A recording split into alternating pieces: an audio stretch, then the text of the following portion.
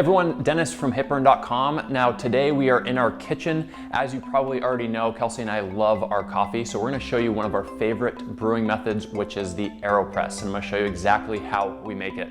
So as you can see in front of me here, we have all of the materials that we need for the AeroPress. It's a little unique contraption that looks like this, and we're gonna be making the inverted AeroPress. Now the first thing that we're gonna be doing is gonna be putting this in backwards.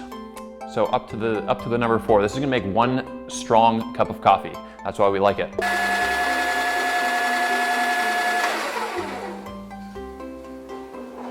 We're then gonna be adding in our coffee here. And the grind here is a little bit more on the finer side. That's how we like to grind it.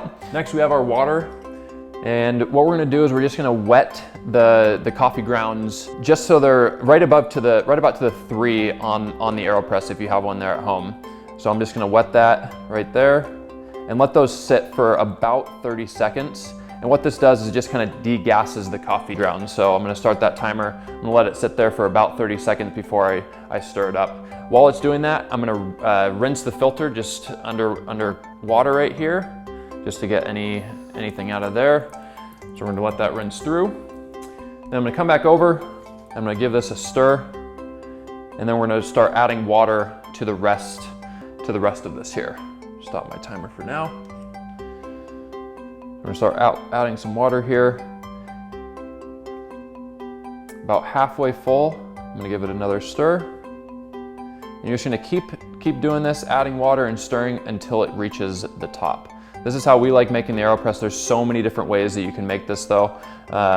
But I got shown this by someone that we met in Toronto and have never looked back because it makes such a good cup of coffee. So you're just gonna keep pouring and stirring, and then we'll finish it off all the way to the top here. So once it gets to the top, you're gonna put your filter on and we're gonna let that sit for about 45 seconds.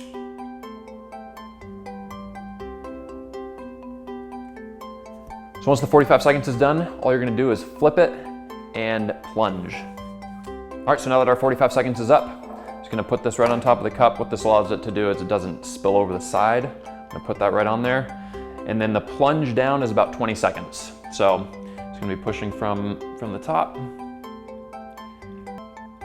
at a slow to medium pace.